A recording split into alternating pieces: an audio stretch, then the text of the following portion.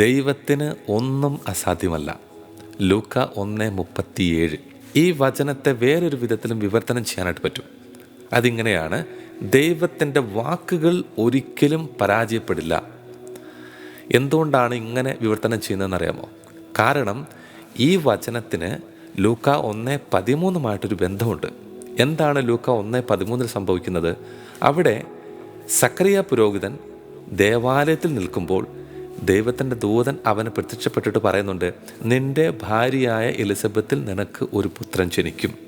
ഈ പ്രവചനം പൂർത്തീകരിച്ചതായിട്ട് പരിശുദ്ധ അമ്മയെ അറിയിക്കുന്നതാണ് ലൂക്ക 1:37. ദൈവത്തിന് ഒന്നും അസാധ്യമല്ല എന്ന് പറഞ്ഞു കഴിഞ്ഞാൽ കർത്താവ് നേരത്തെ പറഞ്ഞ വാക്ക് അത് പരാജയപ്പെട്ടിട്ടില്ല, അത് പൂർത്തീകരിച്ചു എന്നാണ് പറയുന്നത്. പ്രിയപ്പെട്ടവരെ, ദൈവത്തിനൊന്നും അസാധ്യമല്ല എന്ന് പറയുന്ന ഈ വചനം വലിയ പവർഫുള്ളായിട്ടുള്ളൊരു വചനമാണ്. ഒത്തിരി ദൈവമക്കൾ അവർ ഒത്തിരി സങ്കടത്തിലും നിരാശയിലും പരാജയത്തിലും വലിയ വേദനകളിലൊക്കെ ആയിരുന്ന സമയത്ത് വിശുദ്ധ ബൈബിളൊന്ന് എടുത്തു നോക്കും. എനിക്ക് വേണ്ടിയിട്ട് ഏത് വചനമാണ് കിട്ടുന്നതെന്ന് നോക്കും. അങ്ങനെ എടുത്തു നോക്കുമ്പോൾ നല്ല വചനം അല്ലെങ്കിൽ ഭയങ്കര സങ്കടമായിരിക്കും, നല്ലതാണെങ്കിൽ ഭയങ്കര സന്തോഷമായിരിക്കും.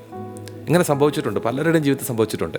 അങ്ങനെ എന്നോട് പലരും പറഞ്ഞിട്ടുള്ള ഒരു വചനമാണ് ലൂക്ക 1:37. കാരണം അവർ വിശുദ്ധ ബൈബിൾ എടുത്ത് നോക്കിയപ്പോൾ അവർക്ക് കിട്ടിയിരിക്കുന്ന വചനം ലൂക്ക 1:37 എന്ന് പറഞ്ഞാൽ ദൈവത്തിനൊന്നും അസാധ്യമല്ല, ദൈവം എൻ്റെ ജീവിതത്തിൽ ഇടപെടും, കർത്താവ് എന്നെ അനുഗ്രഹിക്കും എന്നുള്ളൊരു പ്രത്യാശ ഈ വചനത്തിലൂടെ അനേകം ദൈവമൊക്കെ കിട്ടിയിട്ടുണ്ട്.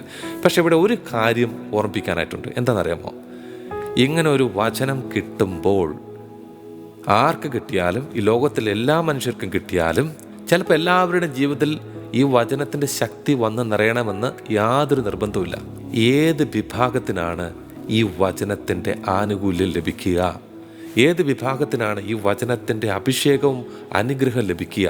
കർത്താവ് ഒരു വാക്ക് പറയുന്നു, ദൈവത്തിൻ്റെ വാക്ക് പരാജയപ്പെടില്ല എന്ന് പറഞ്ഞിട്ടുണ്ടെങ്കിൽ അത് ആരുടെ ജീവിതത്തിലാണ് സംഭവിക്കുക എന്നുള്ളതാണ് ഇവിടുത്തെ പ്രധാനപ്പെട്ട ചോദ്യം. അതിന് ഉത്തരമായിട്ട് നിൽക്കുന്ന 2 ജീവിതങ്ങളാണ് ആഗമന കാലത്ത് നമുക്ക് കാണാനായിട്ട് സാധിക്കുക.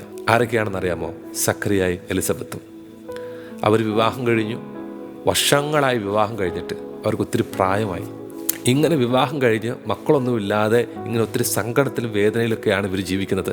അന്നത്തെ കാലഘട്ടത്ത് മക്കളില്ലാത്ത മാതാപിതാക്കൾ എന്ന് പറഞ്ഞു കഴിഞ്ഞാൽ ദൈവത്തിൻ്റെ കോപത്തിൻ്റെ, ദൈവത്തിൻ്റെ ശാപത്തിൻ്റെ ഇറകളാണെന്നാണ് അന്നത്തെ സമൂഹം പറഞ്ഞിരുന്നത്. അങ്ങനെ വിശ്വസിച്ച ഒരു സമൂഹത്തിലാണ് ഇവർ ജീവിച്ചിരുന്നത്. അപ്പോൾ തീർച്ചയായിട്ടും ഇവർക്ക് പൊതുസമൂഹത്തിൽ ഇറങ്ങാൻ ഒത്തിരി ബുദ്ധിമുട്ടുണ്ട്, ദേവാലയത്തിൽ പോകാൻ ബുദ്ധിമുട്ടുണ്ട്. ആൾക്കാർ ഇടയ്ക്കിടയ്ക്ക് ചോദിക്കും, മക്കളൊന്നും ആയില്ലേ? ഇന്നത്തെ കാലഘട്ടത്തിലായാലും വിവാഹമൊക്കെ കഴിഞ്ഞ് ഒരു 2-3 വർഷം കഴിഞ്ഞ് മക്കളൊന്നും ആയില്ലെങ്കിൽ എന്താ വിശേഷമൊന്നും ആയില്ലേ, അല്ല മക്കളൊന്നും ആയില്ലേ എന്നൊക്കെ ചോദിക്കുമ്പോൾ ആ മാതാപിതാക്കളുടെ അല്ലെങ്കിൽ ദമ്പതികളുടെ ജീവിതത്തിൽ എന്തോരം വിഷമം ഉണ്ടാവുമെന്നറിയാമോ? അങ്ങനെയാണെങ്കിൽ എലിസബത്തിനും സക്കരയ്ക്കും എന്തോരം വിഷമം ഉണ്ടായിരിക്കും. ആ വിഷമം 1-2 വർഷങ്ങളല്ല, ഒത്തിരി വർഷങ്ങളോളം അവർ ഈ വിഷമം പേറി അവർ ജീവിച്ചു. എന്നിട്ടും അവർ ഒരിക്കലും ദൈവത്തെ മറന്ന് ജീവിച്ചില്ല എന്നുള്ളതാണ്. അവർ ദേവാലയത്തിൽ പോയിരുന്നു. സക്കറിയ പുരോഹിതൻ ദേവാലയത്തിൽ ചെയ്യേണ്ട കർമ്മങ്ങളൊക്കെ ചെയ്തിരുന്നു.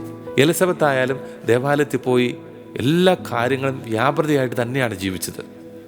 ഒരിക്കലും അവർ ജീവിതത്തിൽ മടുത്തു പോയില്ല, ദൈവത്തെ തള്ളിപ്പറഞ്ഞില്ല. 3 കാര്യങ്ങളിൽ അവർ നിലയുറപ്പിച്ച് ജീവിച്ചതുകൊണ്ടാണ് അവരുടെ ജീവിതത്തിൽ അനുഗ്രഹത്തിന് താമസിച്ചാലും തടസ്സമില്ലാതെ പോയത്. ആ 3 കാര്യങ്ങളാണ് വിശ്വാസം, വിശ്വസ്തത, വിശുദ്ധി. ഈ 3 കാര്യങ്ങളിൽ ജീവിക്കുന്നതിൽ അവർ പരാജയപ്പെട്ടില്ല എന്നുള്ളതാണ്. പ്രിയപ്പെട്ടവരെ, അതുകൊണ്ടാണ് ഞാൻ പറഞ്ഞത്, ഈ ഒരു വചനത്തിൻ്റെ ശക്തി എല്ലാവരുടെ അടുക്കിലേക്കും വരത്തില്ല. ഇങ്ങനെ വിശ്വസ്തതയിലും വിശ്വാസത്തിലും വിശുദ്ധിയിലും ജീവിക്കുന്ന ആരൊക്കെയാണോ അവരുടെ ജീവിതത്തിൽ ഈ വചനത്തിൻ്റെ ശക്തി വന്ന് നിറയും. പലപ്പോഴും ദൈവത്തിൻ്റെ ആഗ്രഹങ്ങളും കർത്താവിൻ്റെ വാക്കുകളും നമ്മുടെ ജീവിതത്തിൽ പരാജയപ്പെടുന്നതിൻ്റെ പ്രധാന കാരണം എന്താണെന്നറിയാമോ? വിശ്വാസം, വിശുദ്ധി, വിശ്വസ്തത. ഈ 3 കാര്യത്തിൽ നിലയുറപ്പിച്ച് ജീവിക്കാൻ പറ്റാത്തത് കൊണ്ടാണ്. കാര്യം നമ്മൾ വിശുദ്ധ ബൈബിളൊക്കെ തുറന്നു നോക്കുമ്പോൾ പെട്ടെന്ന് കാണുന്നത് ലൂക്ക 1:37. ദൈവത്തിനൊന്നും അസാധ്യമല്ല. ഇതങ്ങോട്ട് കേട്ട് വായിച്ചിട്ട് ഒത്തിരി സന്തോഷിച്ചിരിക്കേണ്ട. ഒരു കാര്യത്തിൽ പ്രത്യേകം ശ്രദ്ധിക്കണം. ഈ വചനം കണ്ട മാത്രയിൽ നമ്മുടെ ഉള്ളിലേക്ക് നമ്മളൊന്ന് തിരിഞ്ഞു നോക്കിയിട്ട് നമ്മൾ ഓർക്കണം, ഈ 3 കാര്യം നമ്മുടെ ജീവിതത്തിലുണ്ടോ? വിശ്വാസം, വിശ്വസ്തത, വിശുദ്ധി. ഈ 3 കാര്യങ്ങൾ നമ്മുടെ ജീവിതത്തിലുണ്ടെങ്കിൽ പറഞ്ഞ വാക്കിന് മാറ്റം വരികയില്ല. ദൈവം പറഞ്ഞ വാക്കിന് മാറ്റം വരില്ല. അതതുപോലെ സംഭവിക്കും. കർത്താവിൻ്റെ വാക്ക് നിൻ്റെ ജീവിതത്തിൽ ഒരിക്കലും പരാജയപ്പെടില്ല. നമുക്ക് കർത്താവിൻ്റെ ആശീർവാദം സ്വീകരിക്കാം.